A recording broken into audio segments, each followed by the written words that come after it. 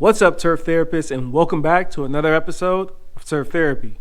In today's episode, we're going to be talking about fall leaf cleanup and the 4 main ways to get that done right after this.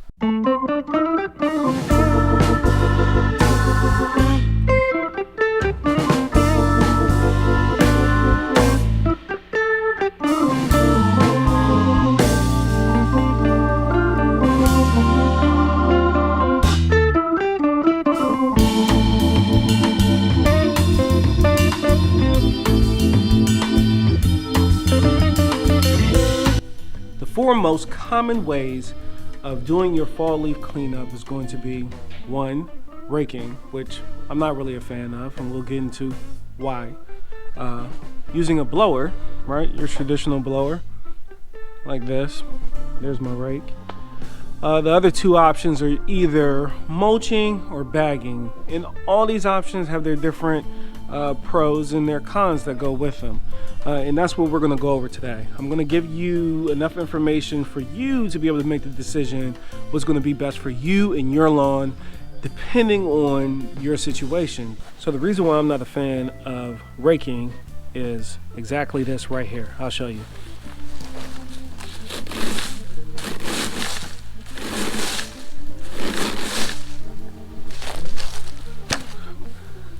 See how much impact that was doing to the lawn just now?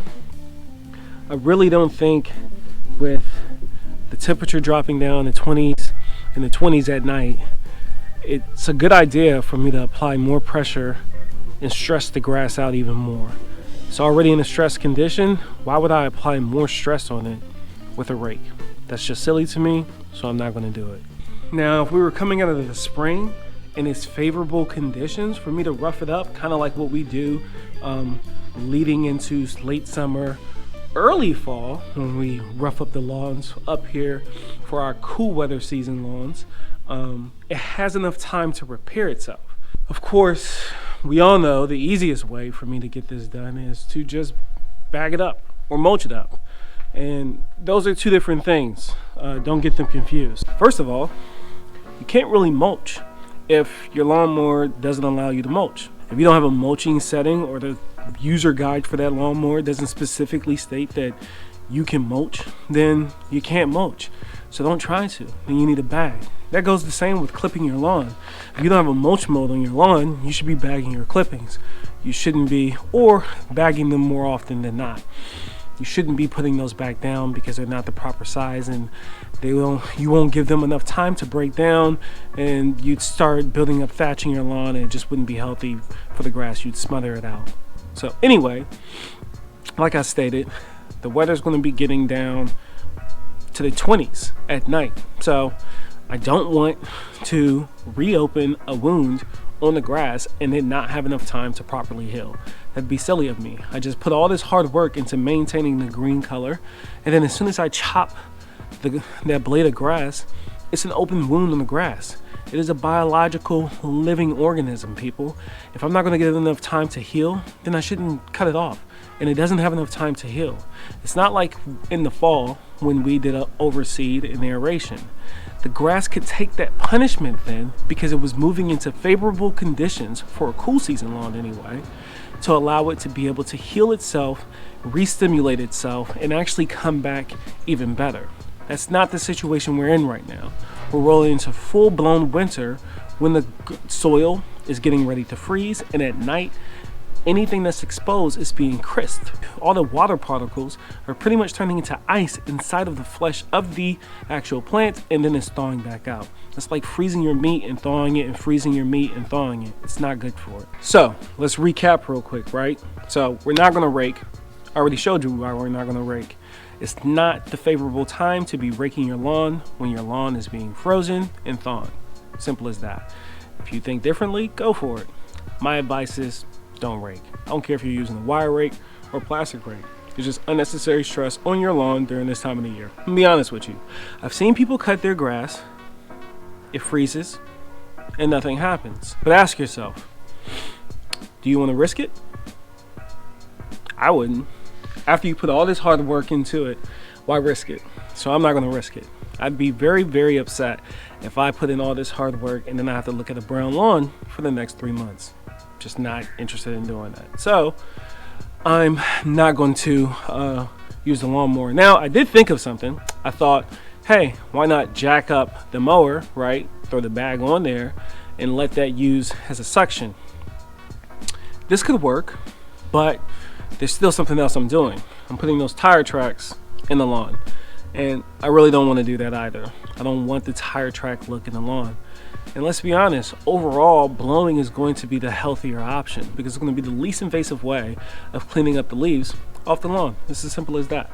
And it's also going to introduce air into the turf. So, I mean, it's a double whammy. You're winning both ways, right? All right, brainless decision. Let's stop talking and let's get to it.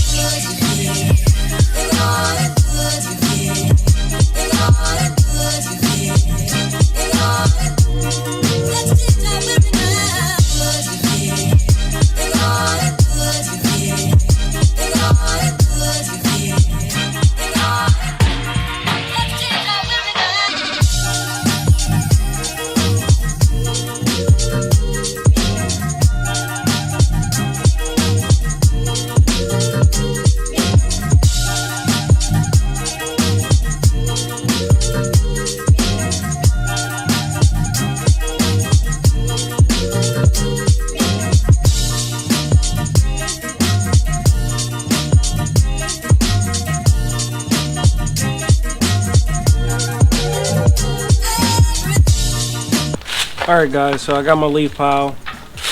It's not that big of a pile, but nevertheless we wanted to unsmother that grass, and it looks a lot better now, right? So I got my little leaf and lawn bag. They usually come with these things that you can like slide into them. I think they're called like leaf chutes or something. I don't have one of those. I didn't buy one, so what I'm gonna do is just use this cardboard box right here. So go ahead and make do and make like a little makeshift leaf chute real quick. So give me a second.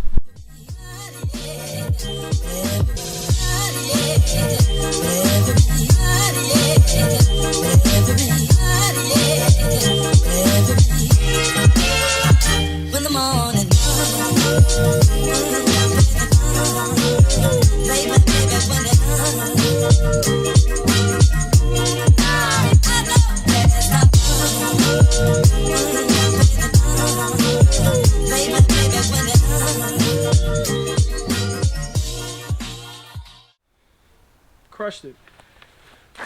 All right, so all I did was put like a little cardboard box in there to help it stand up on its own.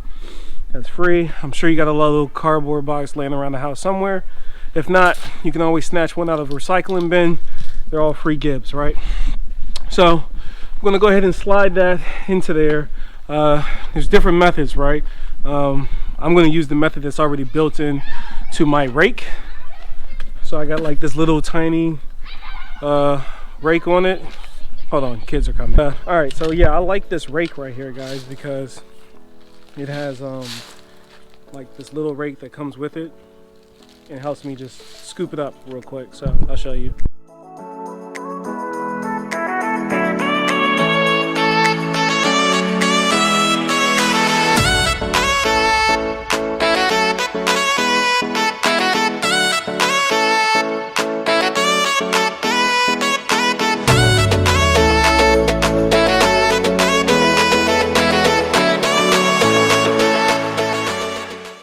And I know what you're thinking, right? Why not just compost it? Just turn it into a compost. Well, I don't really have the space to compost here. Maybe if there was like a little bucket that I could put on the side of my house, or a bin I could put on the side of my house. I have the perfect location actually. And if anyone knows where I could like find a bin, I haven't really looked to put any thought into it, but if anyone's done that where you're kind of like restricted by space, if anyone's done that, give me a heads up and let me know what are my options out there. I guess I could extend the rocks that are over there. I could extend that out and then put something there that I can compost here on site, but for now I'm just going to use this bag. And ideally, guys, I mulch in all day, right? But we already know why I'm not mulching in. All these nutrients here, return it back to the soil, I'm all for it, but in this case I can't do it because I'm not mulching. I'm not cutting the grass anymore. So all right, I'm gonna finish bagging this up. I'm not gonna make you hang out for that. Besides, it's not that much. We haven't had Bob and Mary in the house in a while. Cool. So next video, the hollies, they're ready. They're ready to be taken back, so I'll be taking them back. They're pretty much going dormant. You can tell they're going dormant when they start browning out. The leaves start browning out, and they'll lose a couple leaves too, and then they're pretty much dormant. This grass though is coming in really nice. I can start to see the difference between the Kentucky bluegrass and the fescue that's in here, and we're gonna trim her up as well in the next video. I was picking some grass out of my flower bed today. I thought this was pretty cool. Let me see if I can find it. But grass is so resilient, guys. Oh my goodness, it's so resilient. Look at that. Like, that was deep in there, but that's a piece of Kentucky bluegrass, and I knew it was Kentucky bluegrass because it's rhizonomous, and you got your boat-shaped, boat-tipped blade as well. So here's another piece, and it has a huge runner. I was pulling up. It goes, man. But yeah, but that seed, look at it, and it was just like, it shot up. Like, this was deep down there, and it shot up. Pretty cool. Anyway, so like I said, I owe you a video on cleaning all my gear, which I'm about to do next week, or maybe this weekend, I don't know. So yeah, I think that pretty much wraps this up. Thanks for checking in again. I know it's been a while since I've seen you. Oh yeah, I almost forgot. Dun, dun, dun, dun. I got stickers, guys. All right, so like this size wasn't the right size. Well, actually I didn't pay attention, so I ordered the wrong size, but these are still cool. So I've still been using them. If you want to swap, I'll probably send you more than one of these, and then I'll send you one of the big boys too.